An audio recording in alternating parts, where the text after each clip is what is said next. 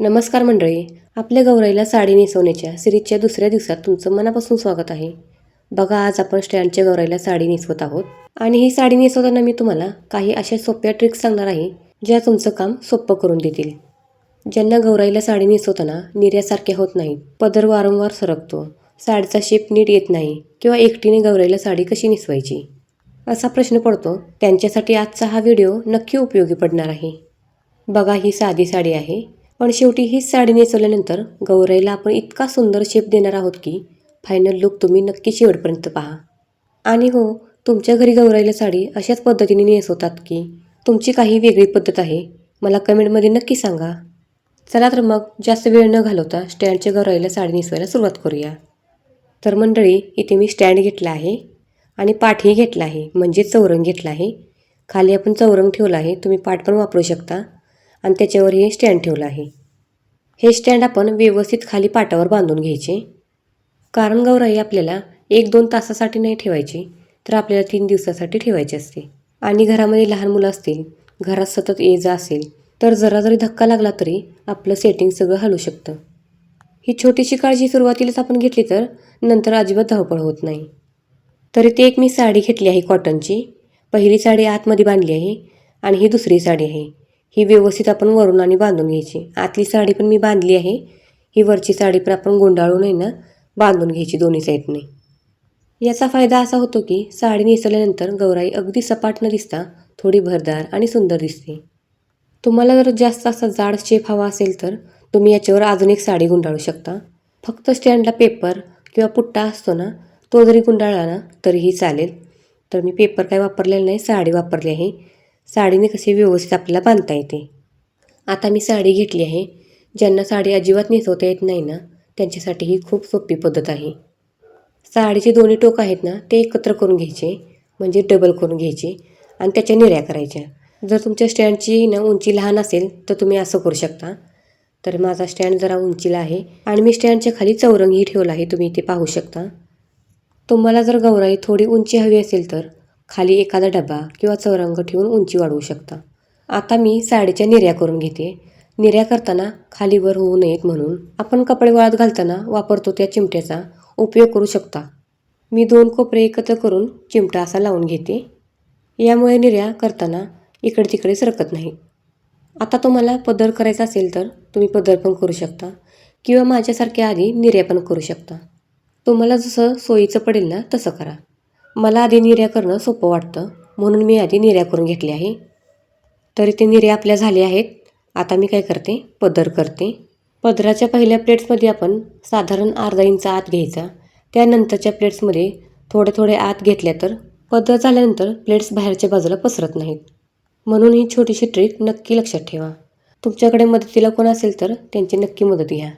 एकट्याने साडी नेसवताना थोडंसं अवघड जाऊ शकतं, पण घरामध्ये कोणी असेल तर एकाने साडी पकडायची आणि एकाने प्लेट सेट करायच्या. त्यामुळे काम खूप पटकन होतं. आता आपण पदराला पिन लावून घेऊया आणि इथे बाजूला पण एक पिन लावून ठेवते. यामुळे आपण पदर कितीही इकडे तिकडे सेट केला, हलवला किंवा ठेवला तरी पदरच्या प्लेट्स जागेवरून हलत नाहीत. ही ट्रिक मला खूप उपयोगी वाटते. तुम्हीही एकदा नक्की करून बघा. गौराईची तयारी करताना आपल्या जुन्या आठवणी आपोआप डोळ्यासमोर येतात. पूर्वी घरात गौराई बसवायची म्हटलं की किती उत्साह असायचा. घरातील मोठी माणसं साड्या, दागिने, फुलं सगळं काढून ठेवायची. कोणी गौराईची तयारी करायचं, कोणी सजावट करायचं आणि घरामध्ये सगळीकडे एक वेगळाच उत्साह असायचा. आज आपण नवीन नवीन पद्धती शिकतो, नवीन सजावट करतो, पण त्या जुन्या आठवणींची मजाच वेगळी. तुमच्या घरात गौराईची तयारी करण्याची जबाबदारी कोणाची असते? आई, आजी, सासूबाई, तुम्ही स्वतः का सगळी मिळून? कमेंटमध्ये नक्की लिहा. आता आपण आधी करून ठेवलेल्या निर्या घेतो आणि ते एक गोष्ट लक्षात घ्या. जर तुम्हाला वाटलं की उंची थोडी कमी आहे तर साडी अगदी वरपर्यंत बांधू नका, थोडी खाली ठेवा. कारण खालचा भाग आहे ना, तो आपल्याला दिसणार नाही. फक्त निर्या व्यवस्थित खाली टेकत आहेत का ते पाहायचं. निर्या जर वर गेल्या तर लुक आहे ना, ते व्यवस्थित दिसत नाही. तर मैत्रिणींनो, इथे मी काय केलं आहे, जो नेसूचा पदर आपण थोडासा सोडला होता ना, तो पाठीमागून आहे ना स्टँडमध्ये आत घातला आहे, म्हणजे खुपसला आहे वरनं. आता आपण निर्या आहे ना व्यवस्थित अशा बांधून घेऊया. त्यासाठी कोण जर मदतीला असेल तर तुम्ही घेऊ शकता. तर इथे माझ्या सासूबाई आहेत, मी मदतीला घेतले आहे त्यांना. दोरी बांधणं खूप महत्त्वाचं आहे. यामुळे निऱ्या घट्ट राहतात आणि साडी सैल होण्याची शक्यता कमी असते. तर आपण कमरेजवळ हे व्यवस्थित घट्ट बांधून घेऊया.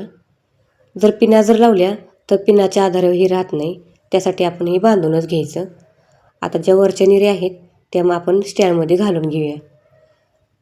तर स्टँडमध्ये मी घातलेले आहेत आणि हा भाग खूप महत्त्वाचा आहे, कारण कमरेचा शेप खूप छान आला की संपूर्ण गौराईचा लूक सुंदर दिसतो. आता मी स्टँडवर गौराई ठेवते.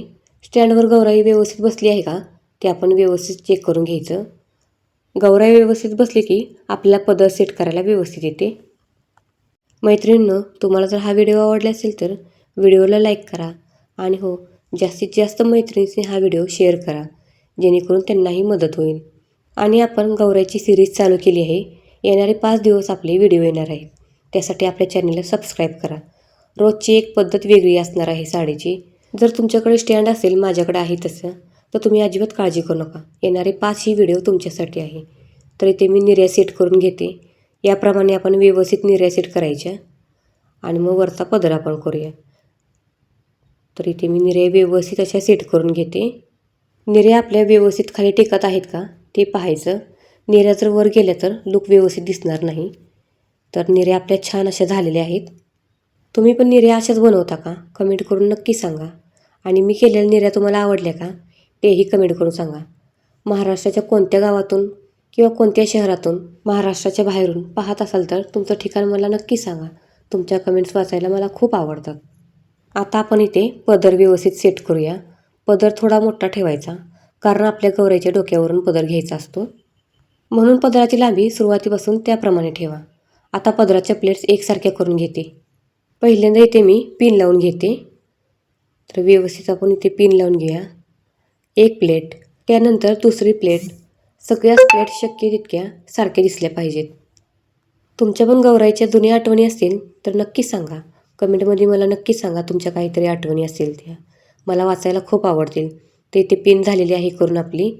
याचे आपण चिमटे काढून साईडला ठेवूया. तर आता मी काय करते, पुढचा जो पदर आहे ना ते व्यवस्थित करून घेते. आणि आता इथे खाली बघा, निर्या आपल्या किती छान अशा झालेल्या आहेत. आणि आता बघा मंडळी, आपली गौराई किती सुंदर दिसते. सुरुवातीला आपण स्टँडला पेपर न गुंडळता साडी गुंडळली होती. त्या मदतीने शेप किती छान आला आहे.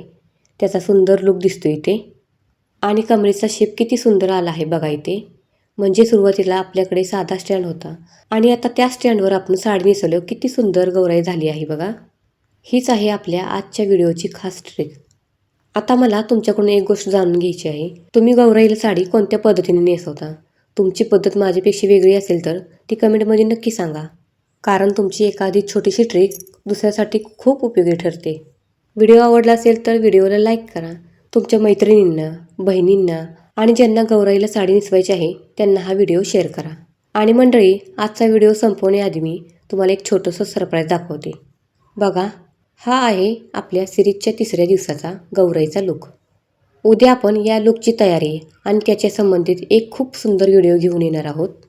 पण त्यासाठी तुम्हाला उद्याचा व्हिडिओ अजिबात मिस करायचा नाही. म्हणून आजच चॅनलला आपल्या सबस्क्राईब करून ठेवा आणि बेल आयकॉन दाबून ठेवा, म्हणजे उद्याचा व्हिडिओ तुमच्यापर्यंत नक्की पोहोचेल.